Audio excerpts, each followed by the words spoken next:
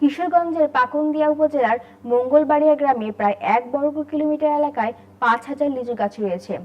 গ্রামের প্রতিটি বাড়ির উঠান, পুকুর পাড়, ক্ষেতের আইল সহ চারদিকেই লিচু গাছ, যে কারণে গ্রামটি লিচু গাছ হিসেবে পরিচিত হয়েছে। গ্রামের প্রতিটি লিচু গাছ এখন মুকুলে ভরপুর। এসব গাছ খেয়ে মৌ চাষে ব্যস্ত হয়ে পড়েছেন খামারিরা। সংশ্লিষ্টরা বলছেন, মৌমাছির মাধ্যমে লিচু ফুলে পরাগায়নে সহায়তা হচ্ছে।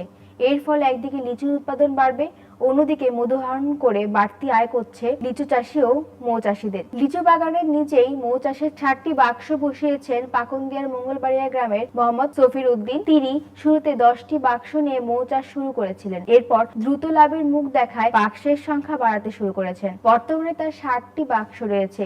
প্রতিটি বাক্সে মধু সংগ্রহের জন্য 8টি মৌচাক রয়েছে।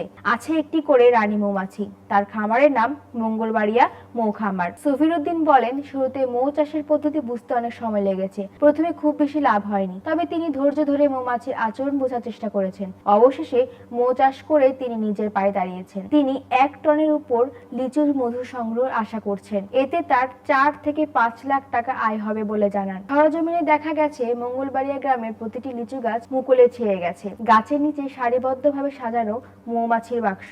বাক্সের চারপাশে ভন ভন করে শব্দ করে উড়ে বেড়াচ্ছে অসংখ্য মৌমাছি। আবার বাক্স থেকে উড়ে এসে লিচু গাছের ফুলে বসছে।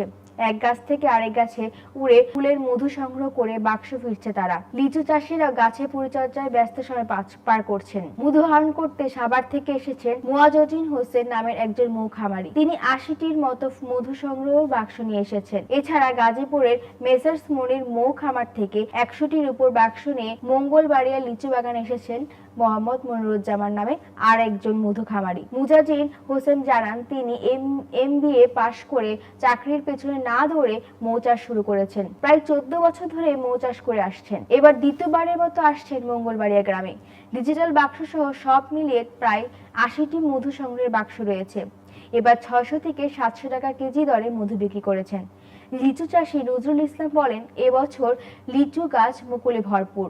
আবহাওয়া অনুকূলে থাকলে আশা করছেন বাম্পার ফলন হবে। লিচু চাষের পাশাপাশি মৌ চাষিরাও মৌমাছির মাধ্যমে লিচুর ফুল থেকে মধু উৎপাদন করে অর্থনৈতিকভাবে লাভবান হবে বলে জানান তিনি। মৌ চাষী মনিরুজ্জামান বলেন, মঙ্গলবাড়িয়া গ্রামের লিচু ফুলের মধু স্বাদে গুণে ভরপুর। সারা দেশেই এই মধু চাহিদা রয়েছে। তাদের সংগ্রহ করা মধু গাছের নিচেই বিক্রি হয়ে যায়। মধু বিক্রির জন্য অন্যত্র যেতে হয় না। পাইকার সহ আশেপাশের লোকজন এসে তাদের থেকেই মধু নিয়ে যান। পাকুন্দিয়া উপজেলার কৃষি কর্মকর্তা নূরে আলম বলেন, পাকুন্দিয়ার মঙ্গলবাড়িয়া গ্রামে প্রায় 5,000 লিচু গাছ রয়েছে। দেশ জুড়ে বেশ খ্যাতি রয়েছে এলাকার লিচুর। এবার আবহাওয়া অনুকূলে থাকার প্রতিটি গাছে মুকুল ভরপুর।